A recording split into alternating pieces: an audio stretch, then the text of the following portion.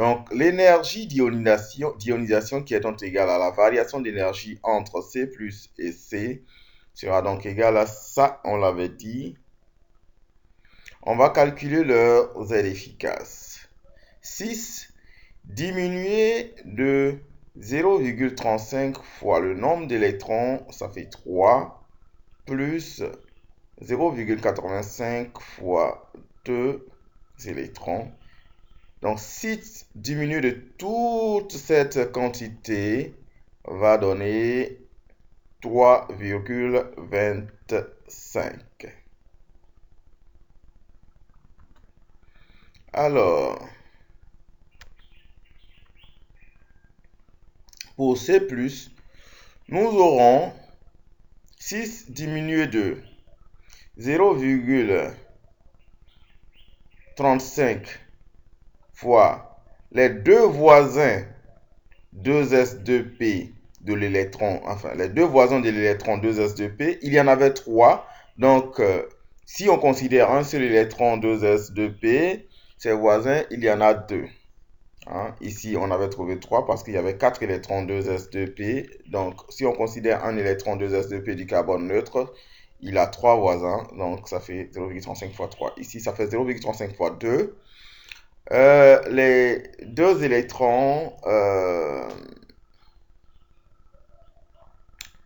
les deux électrons 1s, que dis-je, les deux électrons 1s, ce qui fait 0,85 fois 2. Alors, ce qui nous donne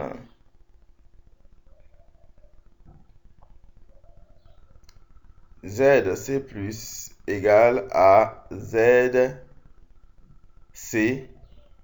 plus 0,35 parce que la seule différence se trouve au niveau des produits de 0,35. Ici, nous avons x2, ici, nous avons x3. Donc, alors, les énergies E plus 2S2P seront égales à ça. 3,6 carré sur 2 carré. La différence, on dirait que c'était au niveau de Z efficace. On trouve donc cette quantité représentant l'énergie de C+, moins cette quantité représentant l'énergie de la couche 2s2p de carbone neutre C. L'énergie d'ionisation est donc égale à 11,5 électronvolts comme calculé ci-dessus. Expérimentalement, nous mesurons 11,26 électronvolts. La valeur expérimentale est très bien proche de la valeur calculée selon la méthode de Slater.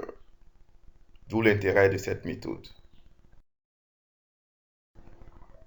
Alors, à partir de cette base, nous allons donner quelques indications de l'exercice 17. Au niveau de l'exercice 17, il faut émettre deux hypothèses. La première hypothèse, le dernier électron occupe l'orbital 4s, hypothèse A.